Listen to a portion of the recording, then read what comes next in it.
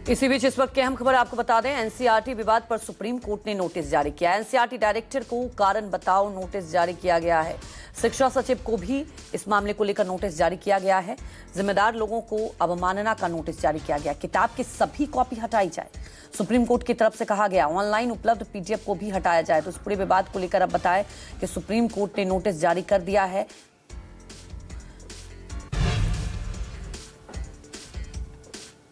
तो एनसीईआरटी किताब विवाद में सुप्रीम कोर्ट की तरफ से फटकार लगाई गई है कि भविष्य में ऐसी गलती नहीं होगी। ये एनसीईआरटी की तरफ से अब कहा गया है। बच्चों को अच्छी बातें सिखाई जानी चाहिए। जी हां, साफ तौर पर सुप्रीम कोर्ट की तरफ से ये फटकार लगाई गई कि बच्चों को अच्छी शिक्षा देनी चाहिए। हमें पता करना है कि इसके पीछे कौन है। जब तक संतुष्ट नहीं, सुनवाई जारी रहेगी।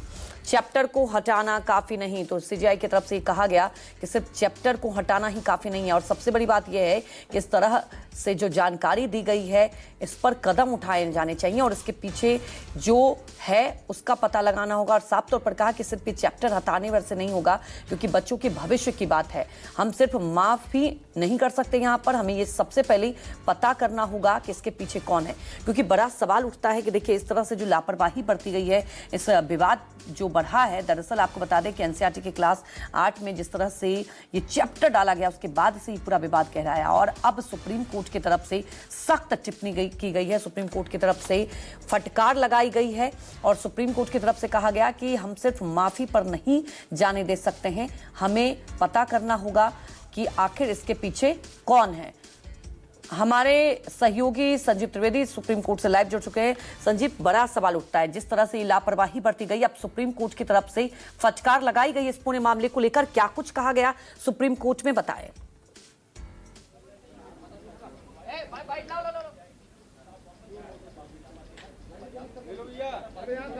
संजीव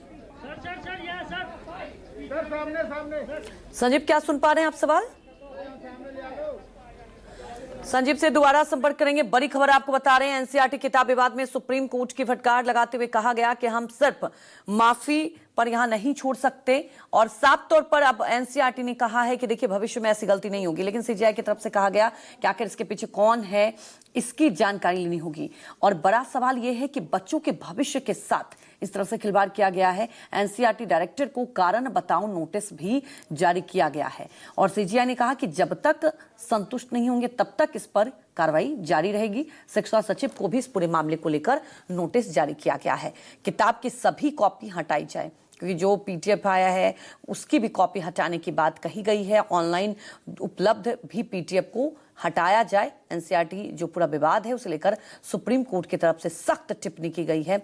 और सुप्रीम कोर्ट की तरफ से साफ तौर पर कहा गया कि देखिए, इस पूरे मामले को लेकर सिर्फ माफी मांग लेने से ही काम नहीं चलेगा, क्योंकि सिर्फ किताब से चैप्टर हटाना ही काफी नहीं है। क्योंकि सवाल ये उठता है कि आखिर इस तरह से इस बच्चों के भविष्य के साथ यहाँ पर खिलवाड़ किया गया, जो इसमें कंटेंट डाला गया है, उसे लेकर सुप्रीम कोर्ट ने चिंता जताई है। और ये साफ तौर पर कहा कि देखिए, बच्चे को तो अच्छी बातें सिखाई जानी चाहिए। ये इसके पीछे कौन है, कहाँ से ये लाया गया, और जब तक हम संतुष्ट नहीं हो जाएंगे, इस पूरे मामले को लेकर जांच जारी रहेगी। शिक्षा सचिव से लेकर आपको बता दें कि सभी को नोटिस जारी कर दिया गया है। और सुप्रीम कोर्ट ने सख्त आदेश ये दिया है कि किताब की सभी कॉपी को हटाया जाए। ऑनलाइन भी जो उपलब्ध है पीडीएफ, उसे भी हटाने की बात कही गई है। क्योंकि बड़ा देखिए, सवाल ये उठता है कि जिस तरह से चैप्टर में ये डाला गया, वो कहीं ना कहीं एक, आप कह सकते हैं कि भविष्य के साथ खिलवाड़ है। हमारे सहयोगी सुप्रीम कोर्ट से संजीव त्रिवेदी लाइव जुड़ चुके हैं। संजीव, सुप्रीम कोर्ट की तरफ से कड़ी फटकार लगाई गई है, जानना ये चाहेंगे क्या कुछ कहा गया इस पूरे मामले को लेकर सुप्रीम कोर्ट की तरफ से?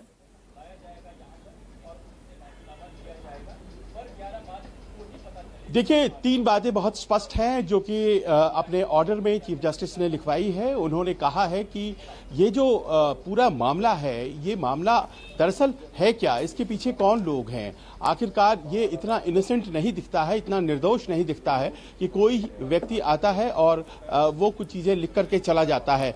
आप भी जानती हैं, बहुत से ऐसे स्तर होते हैं जिसको पास करके ही कोई ऐसी किताब छपाई में जाती है। तो उन्होंने इस पूरे मामले के पीछे आखिरकार कौन दोषी है, इसके गहन पड़ताल की बात की है।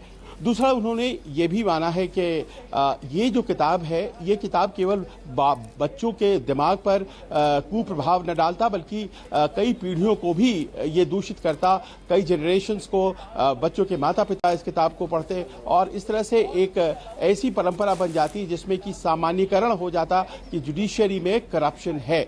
और ऐसे में जरूरी हो जाता है जानना कि आखिरकार इस तरह के लोगों के साथ क्या बर्ताव किया जाए और क्या ये मामला क्रिमिनल कॉन्टेम्प्ट का नहीं बनता है, और अगर ऐसा है तो फिर शो कॉज नोटिस होनी चाहिए। और उन्होंने अपने आदेश में शो कॉज नोटिस किया है डायरेक्टरेट जो एजुकेशन है, मिनिस्ट्री ऑफ एजुकेशन के और स्कूल एजुकेशन के जो डायरेक्टर हैं उनको, और साथ ही साथ एनसीईआरटी के डायरेक्टर को, इन दो बड़े अधिकारियों को शो कॉज भी किया गया है। और उनसे ये बताने के लिए कहा गया है कि ऐसे में जबकि बड़ा स्पष्ट है कि जुडिशरी की छवि को नुकसान करने की कोशिश एक डेलिबरेट तरीके से, जानबूझ तरीके से करने की कोशिश की थी, क्यों ना उनके खिलाफ सख्त कार्रवाई की जाए। मामले को अगले 11 मार्च के लिए रखा गया है और उस वक्त ये जवाब तमाम संबंधित पक्षों की तरफ से आएगा, एनसीईआरटी की तरफ से आएगा, शिक्षा मंत्रालय की तरफ से आएगा कि आखिर ये जानबूझकर की गई कोशिश क्यों की गई थी, इसके पीछे मंशा क्या थी और कौन कौन से लोग हैं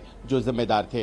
जो तुषार मेहता सॉलिसिटर जनरल, उन्होंने सरकार की तरफ से पक्ष रखते हुए माफी भी मांगा और कहा कि ये बहुत बड़ी गलती है और इसे हम ऐसे नहीं जाने दे सकते हैं। ये अपने आप में एक ऐसी गलती है जिसके लिए हम जितना माफी मांगे कम है, लेकिन ऐसा लगता है कि उनकी बातों का असर कोर्ट के ऊपर नहीं पड़ा और कोर्ट ने इस बात को ये समझते हुए कि ये चीजें जानबूझकर की गई हैं, उन्होंने ये आदेश पारित किया है। जी संजीव, हमारे साथ जुड़ने के लिए आपका बहुत बहुत शुक्रिया।